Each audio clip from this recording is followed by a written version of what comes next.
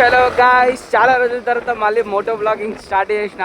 మనం కెమెరా తీసుకుందామని ప్లాన్ చేసినాం కానీ మనకు ఫైనాన్షియల్గా బాగా టైట్ ఉందన్నమాట. మళ్ళీ ఫోనే పెట్టినా కానీ ఫోన్కి సేఫ్టీ లేదు. ఆ సేఫ్టీ రబ్బర్ ఆర్డర్ చేసినా కానీ క్యాన్సిల్ అవుతుంది. ఇంకొకసారి ఆర్డర్ చేయాలి. 360 తీసుకుందామని చాలా ట్రై చేస్తున్నాం గాయ్స్, కానీ మీ సపోర్ట్ లేదు. మీరు కొద్దిగా సపోర్ట్ చేయాలి. 360 తీసుకుందాం వీలైనంత తొందరగా. మళ్ళీ మాట్లాడుకుందాం, మళ్ళీ పాత రోజులు రిపీట్ చేద్దాం. చూసుకున్నారు కదా మన R15 ఇలా పోతున్నాం అనమాట ఇంటికి. మొత్తం ట్రాఫిక్ ఉంది, బాగా పబ్లిక్ ఉంది. ఇక ఏంటంటే నా కోసం వెయిట్ చేస్తుండు మా ఫ్రెండు. గండి మైసమ్మలు ఉన్నాడంట, లొకేషన్ పెట్టిండు. వాడు కర్ణాటకలో ఉంటాడనమాట, డ్రైవింగ్ చేస్తాడు పెద్ద బండ్లు లారీలు. ఇటు వస్తే ఫోన్ చేస్తాడనమాట. వాని దగ్గరికి వెళ్తున్నాం అనమాట. ఇప్పుడు వాని దగ్గరికి వెళ్ళిన తర్వాత ఇంటికి వెళ్తాం. ఇదేమంత లేదు కానీ రింగ్ రోడ్కి వెళ్ళిన తర్వాత వెళ్ళిపోతాం. జప్ జప్ జప్ జప్. ఎందుకంటే ఇగో ఇట్లా బండ్లు వస్తూ ఉంటాయి, పోతూ ఉంటాయి. ఇట్లా ఈడగిట రఫ్ అండ్ టఫ్ కొట్టవచ్చు. కాకపోతే ఫోన్ గురించి భయపడుతున్నా, ఉన్న ఒక్క ఫోను. మళ్ళీ దానికి ఏమైనా అయిందంటే మళ్ళీ తీసే వీడియోలు గిట్ట తీయలేకపోతా. అట్లుంది మన పరిస్థితి. ఆ బ్యాండ్లకి ఏంటంటే 2 రబ్బర్లు పెట్టిన, అవి వేసేలోపే గుంజేలోపే తెగిపోయినాయి.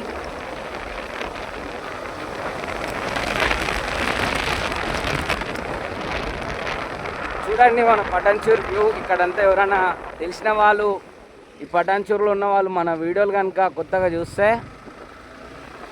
మన వీడియోకి లైక్ చేయండి, సపోర్ట్ చేయండి. పటాన్చూర్ గాయ్స్,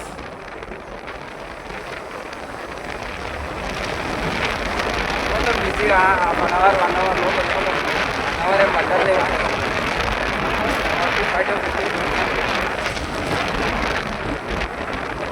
బాగా వస్తుంది దొమ్ము ఖర్చు.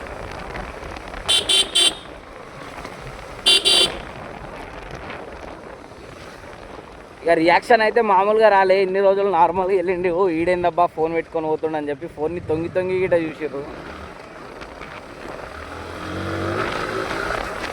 ఇన్ని రోజులు అదే రూట్లోకి వెళ్ళిపోయినా, ఆడికి వెళ్ళి వచ్చినా కానీ మనల్ని ఎవరంతా పట్టించుకోలే. ఇవాళ ఫోన్ పెట్టుకొని పోతుండే ఈడేందబ్బా వీడియో తీస్తుంది అన్నట్టు తొంగి తొంగి ఛానల్ పేరు చూస్తారు. మన బండి మీద ఛానల్ పేరు ఉందన్నమాట.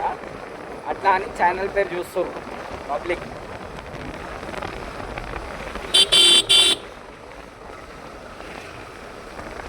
మనోడు రాకముందే అడికెళ్ళిపోవన్నా అని చూపిస్తుండు చేతు. క్లారిటీ మాత్రం బాగుంది కానీ ఫోన్ సేఫ్టీ ఒకటి లేదు గాయ్స్. ఫోన్ సేఫ్టీ ఉంటే ఇక మనం విరగదీయచ్చు. ఎటువైనా కానీ ఫోన్ కింద పడదనే గ్యారంటీ మనకు ఉంటుంది.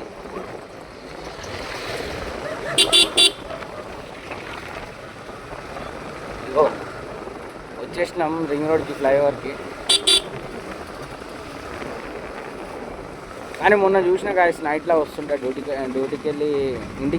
వెళ్తుంటే నైట్లో అది జీటీ బండి అనుకుంటా. నా యూట్యూబ్ ఛానల్లో ఉంది, షార్ట్స్ రీల్స్లో.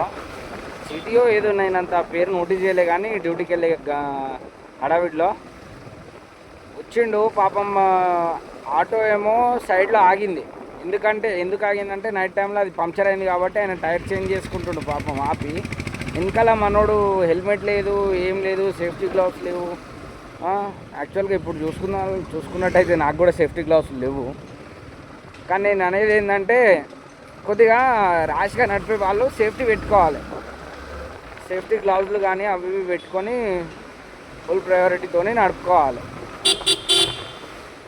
అంతేగాని ఏం సేఫ్టీ లేకుండా అడ్డం తిడ్డంగా నడిపి యాక్సిడెంట్ చేసుకొని నెత్తిలు వగలగొట్టుకోవడం ఎంతవరకు కరెక్ట్? ఇది మన ఫ్లైఓవర్ రింగ్ రోడ్ అనమాట. పాపం తగిలింది ముంగట మొత్తం చేసియే బెండ్ అయిపోయింది, టైరే వంకర్ అయిపోయింది మొత్తం. ఆ బండికి ఆ టైర్కి అసలు సంబంధం లేకుండా బెండ్ అయిపోయింది, షేప్ అవుట్ అయిపోయింది బండిది. మళ్ళీ మా బండి బతుకుంటే అలాంటి బండ్లు ఏమైనా సంపాదించవచ్చు, కొనుక్కోవచ్చు. కానీ ఆయన తలకు తగిలింది గట్టిగా. ఆయన గుడ్లకి ఏంటంటే ఆగిన బండికి పోయి గుద్దిండు. ఇగో సిగ్నల్ ఉంది, అట్లనే పోతుండు. ఇట్లా పోయే అనుకోకుండా కొన్ని ప్రాబ్లమ్స్ అవుతుంటాయి, యాక్సిడెంట్స్. ఆడ ఇట సిగ్నల్ పడ్డది కానీ అట్లనే వస్తుండే. అన్న. అన్ని బండ్లు సిగ్నల్ జంప్ అవుతుంది.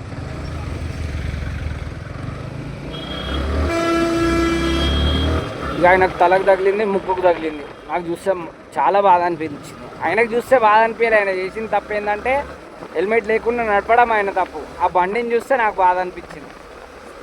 నాకు ఎందుకు ఏమో బండ్లు అంటే కొద్దిగా ప్రేమ కాబట్టి, ఇష్టం కాబట్టి మనిషిని చూసి మాత్రం బాధ అనిపించలేదు. ఆయన చేసిన తప్పు అది. హెల్మెట్ పెట్టుకొని నడపాలి. స్పీడ్గా స్లోగా మినిమం సేఫ్టీ హెల్మెట్ ఉండాలి. అట్లాంటిది హెల్మెట్ లేకుండా నడిపి నెత్తి పగిలింది, నోరు పగిలింది అంటే ఎవరు చూస్తారు? అది ఆయన చేసుకున్న తప్పే కదా.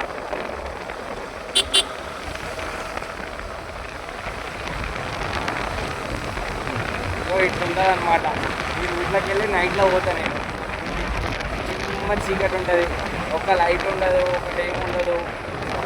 నా టైం బ్యాడ్ అయ్యి బీ షిఫ్ట్ ఉందనుకో, రాత్రిపూట పోతా ఇదే రూట్లోకి వెళ్ళి. చిమ్మ చీకటి ఉంటుంది, 11 అవుతుంది ఇంటికి పోయేలోపు. ఇంటికి వెళ్ళి 10 గంటలకు వదిలితే ఇక రాత్రిపూట స్పీడ్ బ్రేక్లు ఆ బండ్లు ఈ బండ్లు వస్తాయనే భయంతో మెల్లగా పోతాం కాబట్టి 11, 15 అవుతుంది ఇంటికి పోతాం.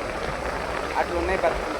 ఏం చేయాలంతా అంత చేస్తున్నా కానీ ఏదో యూట్యూబ్ గిట్ట రన్ చేస్తున్నా అనుకుంటున్నాం కానీ మీరేమో కరెక్ట్గా సపోర్ట్ చేస్తారు. కొద్దిగా సపోర్ట్ ఉంటే చాలు, అన్నీ వచ్చేస్తాయి. నిన్న సబ్స్క్రైబర్స్ ఏమో అస్సలు పెరగట్లే. 800 దాటనే లేరు. 1K సబ్స్క్రైబర్స్ అని అవుతారేమో 1 ఇయర్లో అనుకున్నా. ఇంకొన్ని రోజులు అయితే ఛానల్ ఓపెన్ చేసి 1 ఇయర్ కూడా అవుతుంది. ఛానల్ ఓపెన్ చేసి 1 ఇయర్ అయినా కానీ 1K సబ్స్క్రైబర్స్ సంపాదించలేకపోయినా. 800 కానీ ఇంకొద్దిగా తక్కువ ఉన్నాయి. ఇన్ని రోజులు వీడియోలు పెట్టకుండా ఉండడానికి కారణం ఏంటంటే మా మిస్సెస్ డెలివరీకి వెళ్ళిందనమాట. డెలివరీకి వెళ్ళింది. నా ఒక్కొని వీడియోలు పెడితేమో రన్ అయితే లేవు అట్లా అని చెప్పి నేను కొద్దిగా నెగ్లెక్ట్ చేసిన అనమాట. వీడియోలు పెడితే రన్ అవ్వాలి. రన్ అయితే కొద్దిగా కాన్ఫిడెన్స్ వస్తుంది, కొద్దిగా ఇంట్రెస్ట్ వస్తుంది వీడియోలు తీయనికి. అదేందేమో పాడు. మా భార్య పోయిందో లేదో యూట్యూబ్లో వీడియోలే రన్ అయితే, అందుకే ఇక వీడియోలు పెట్టడమే మానేస్తాం. కొద్దిగా డిఫరెంట్గా ఆలోచించి బైక్ వీడియోలైనా పెడదామని చెప్పి బైక్ వీడియోలు ఒక 2 రోజులు నడిచినాయి. మళ్ళీ దాని తర్వాత అప్పుడు ఆగిపోయి ఇక ఏం చేయాలప్పా అని అర్థం కాకుండా మళ్ళీ హెల్మెట్ మౌంట్ చేయడమో ఇదే ఇక అదాటుగా ఫిక్సేషన్ ఇట్లా మైండ్లో ఎందుకు మనకు టైం ఉన్నాక కొత్త ఫోన్ పెట్టుకొని పోనీకే మనకి ఎందుకంత బరువు బద్దకం పెట్టుకొని వెళ్ళిపోతే అయిపోతుంది కదా అన్నట్టు